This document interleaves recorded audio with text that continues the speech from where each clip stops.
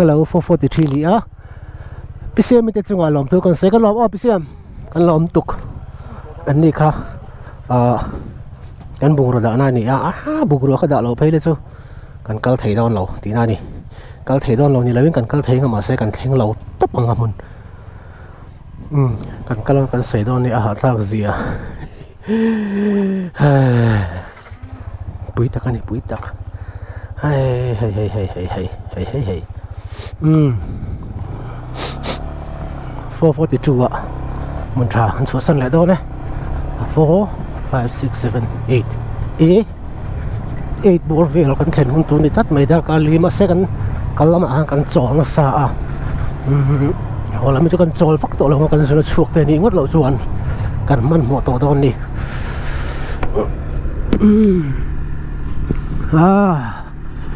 ตรอยปลูกสกันลูตาอาฟานหาทักง่ายเวลา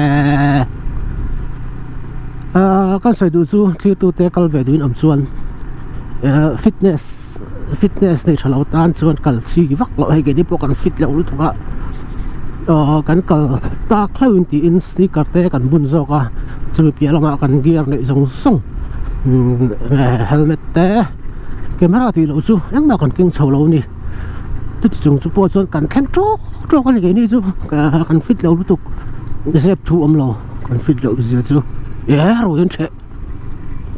หันลุดเวทับไปละกันเราตายรู้ตุกก็เรามาเลยหันตีละหันต่อเวงาละหันจักตักนี่เอ็นดานไม่จูก็สิลาง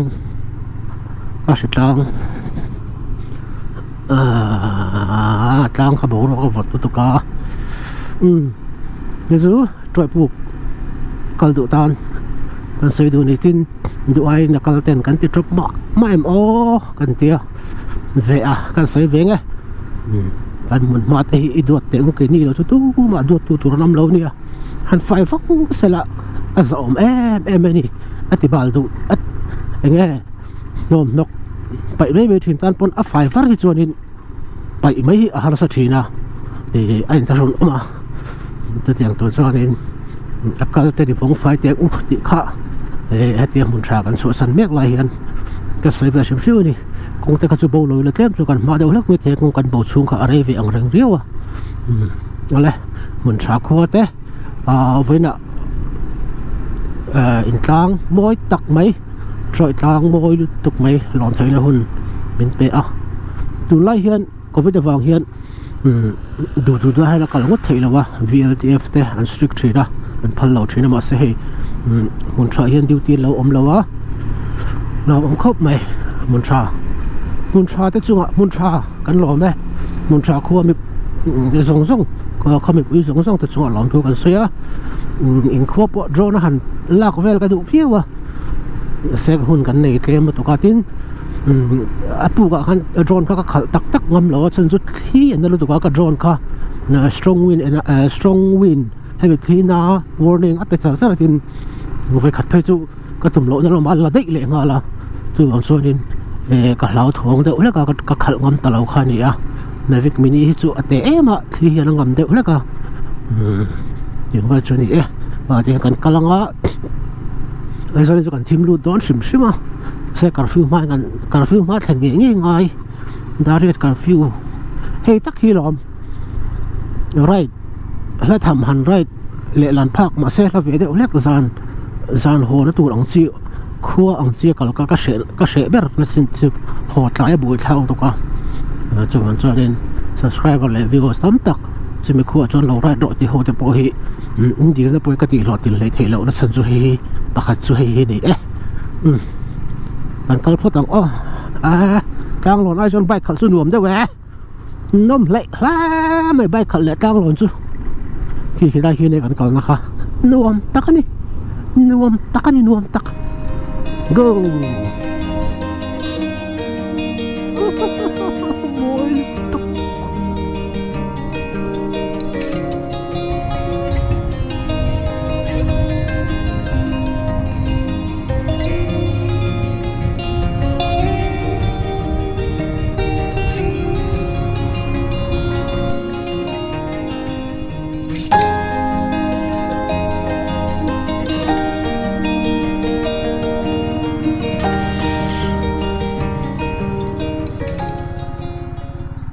Nalutok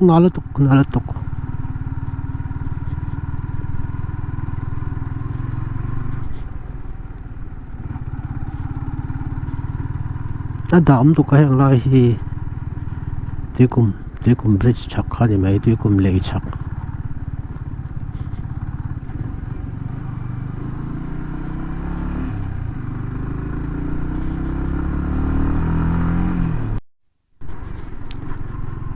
khule mai sin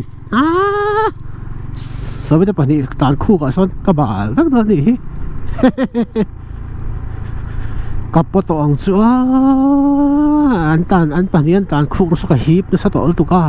ai na lo khol tuk tai hi Aizawl sap ang chen lu ri lan ni mai pa phuk kin peng kha kan la thleng lo wa peng ti mai la Hmuntha peng hi lai chung chip la chia thlak in kar mi kha tun han dar nga lem san ve che ni a ril ru chu man mo du to re khop mai Aizawl da re ta lut man tu chuan kan lut man tu ra chuan han ngai fe ringot tila ai khulut tuk kallama gypsy che chu alo la cherang ri cherai to ve kulutuk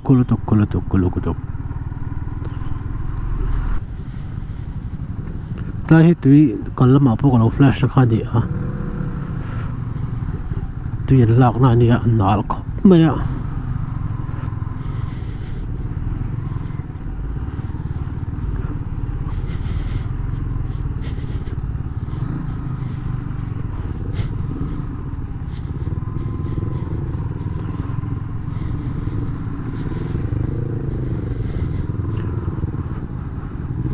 nal takani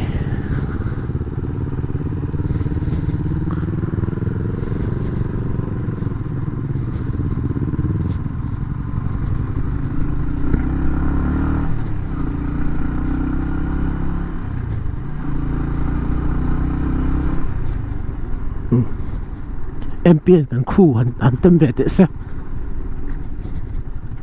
ta hi na le bok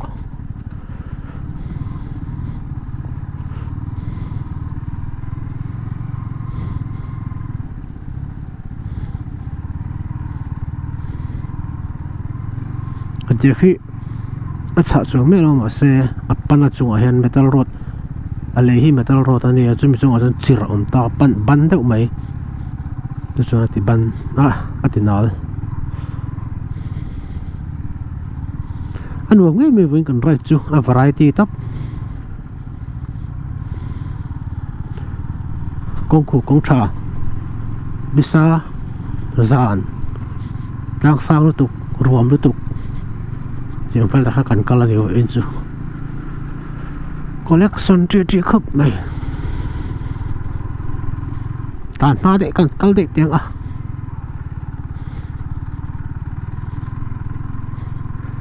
จีคุกรันเต็มเวทเส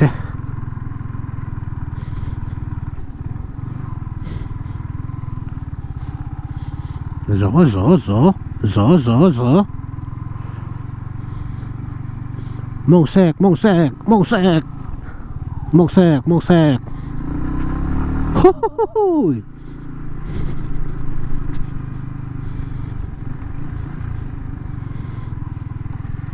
เกลียง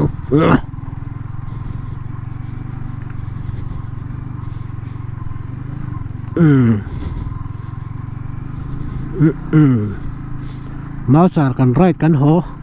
วิดีโอกันพับลิชเสียไหมครับสุoff-road dan min siu tir khachu kan tam ve khop mai lena man nuam ve ri nia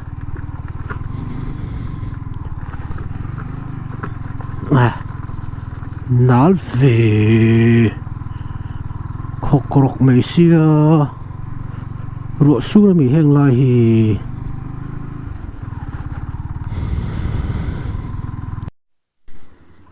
da nga le min sum ni pariat chingchip katan ma sabera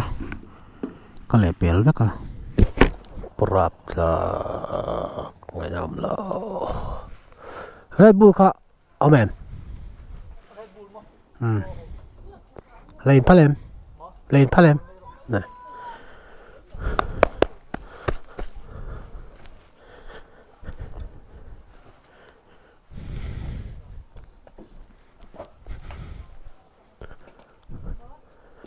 Red Bull hi a votom chuan pakhat ka lo la a votom mem Red Bull ka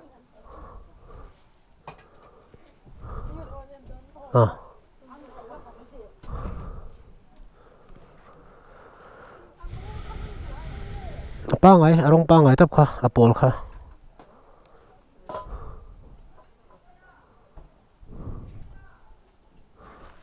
an khuram ram va mo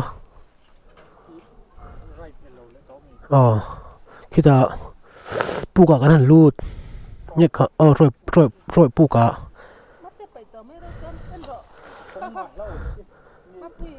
ka kong kan bo mo kho bel kan thang tre pa minute kilometer nga velam che kan let le chon kan chon min ti tla kalom Google Map khen kal sol ol troi puk kan la i Google Map a han mo Hmuntha chang khan hetien right side a peng ang khara da a kha khan min ti boi lom ma kan kal don kan kal sol to lo kan zong shepa chon daruk chi chi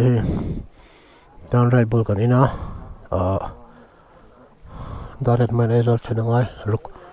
da ka ni kan ne chingchi ba kan lom ani a theba lom tuk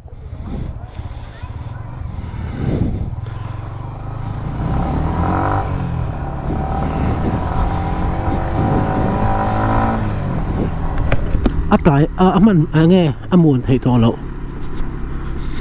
da ka ni chungin Aizawl than nge kan ngai abot dak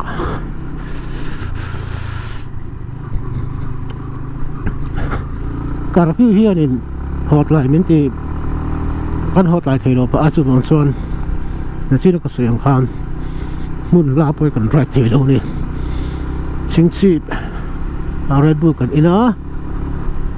mình còn chào được vào inju in một phép kan kal na kong zong zong kha ke in ne kan kal ni ma se a lu ka ti anga ha ro sa ta ka mun nuam lo then the ka mo van ram Christian van ram kong zo ang dawin van ram kong hi a har sal ol sam lo ni har sa ta ka kalangai an ti ang deuh han har sa min kan kala puk nuam em bây giờ kan han lu ta kan kham lo ma se hole va ta ngai bok sia dong wa choni lai kong ve hi khu khop maya kan po tha ho don khop mai kal po tang chim bok si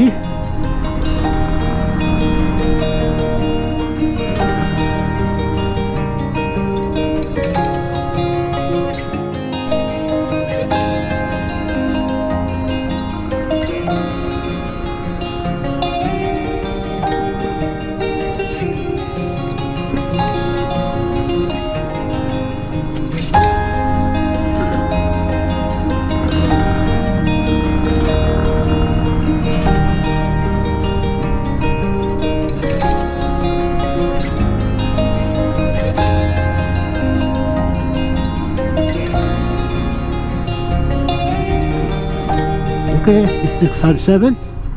and right now I'm in between Hmuntha and Molungtu. Hmuntha and Molungtu in Karakan Mek Pai Khai Road, and the name of this road is Pai Khai Road. Before 8 we have to reach Aizawl because curfew in city area is still imposed. That's why we have to reach before 8 o'clock. So if we reach late, we have to find 2 or 1, something like that, 100 or 200. I don't know the exact amount. So let's go. Kalong dari tep to kan chai ngem kan hu MP le vialan ta na chai la tu ra ngai kan chai ta le kan po boka kan jacket te apoveka kan pasa min ai sak chuan kong chuka te kong chawa te kong kola te clutch kamet tum ngai lo ka min non zo ta mani apo azo tu to gear anga kan da chuan kan kol thina ni hei tu na po clutch ka met kum mi lo te han gear ka thak lai zawa clutch hi din na tur ta na man ani lawa gear thak na tur ta na man ani gear thak do na chi ko nga hel ani kha gear thak do na chi met tu nong cha ron idin do na idin don tak taka i met kum le ang clutch met kum ngai lo ni met tum chun brake i met brake tran vak ngai nga ni tan cha phai chon zo lo to ki nei tran zo lo ni nei ang ka thuna te pokal thak zo ta gear han brake me vak ngai le engine brake kham mang mai a ni hian gear kan tha la chia ka tiang ha ni mai very simple very simple kalong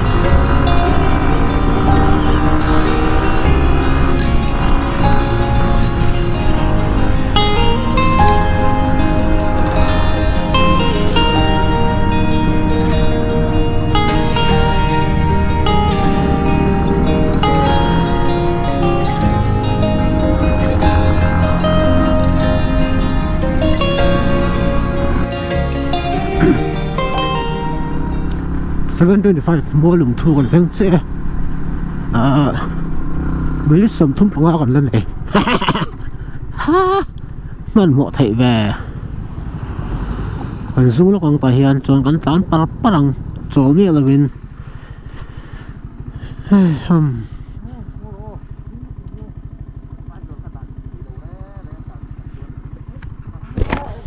mà em tin bà cũng lo cái xin lâu xem tụi nào rỉ chuan mò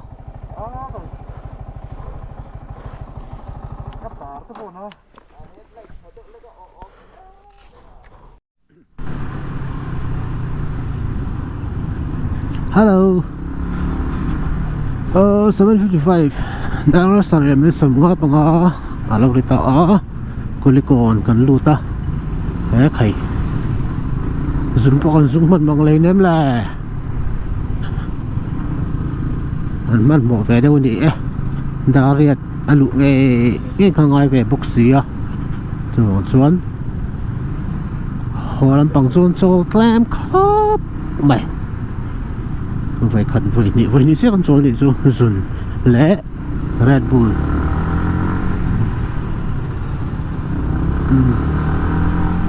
vậy cái gì công sự nuông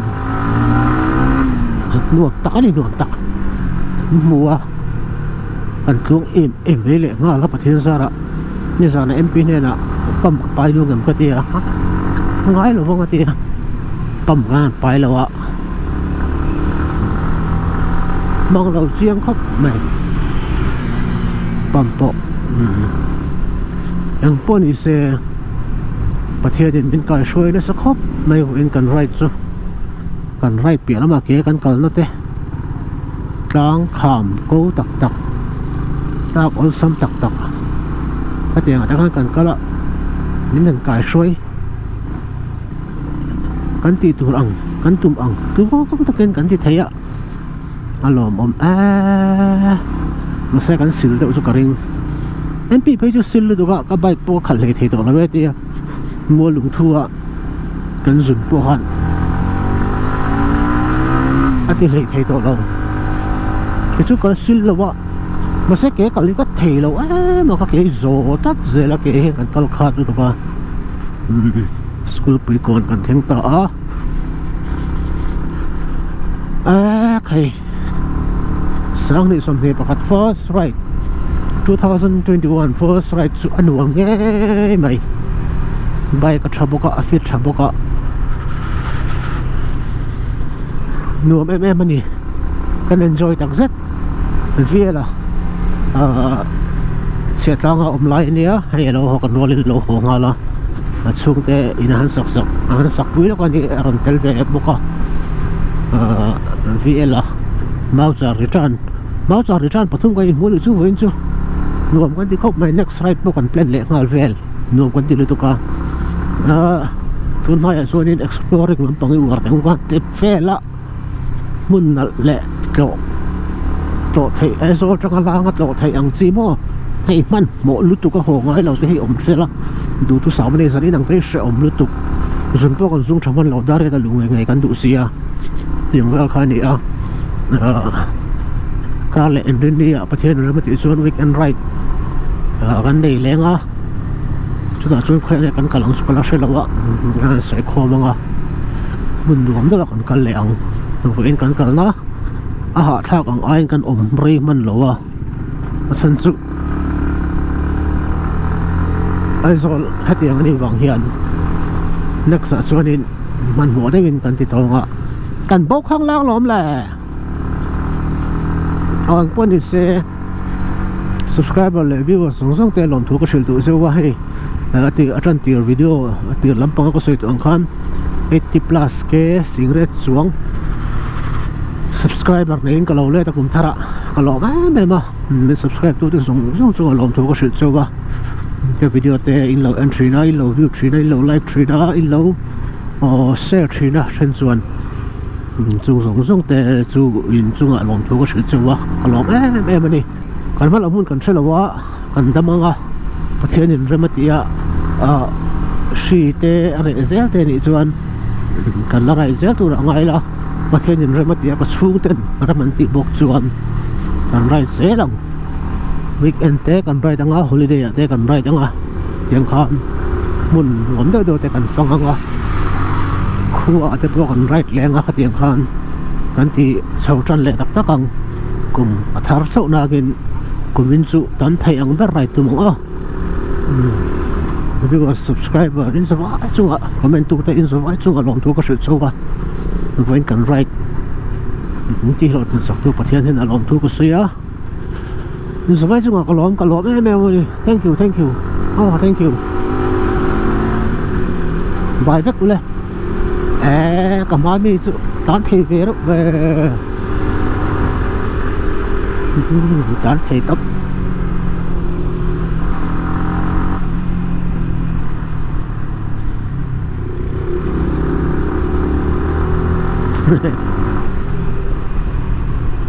tan chak lo ni bia lo ni speed ko lo Andrew excess tan thei da kani mong chau ti nu ka ma mi chak le tan ka mong cha le thei lo chu mong chau le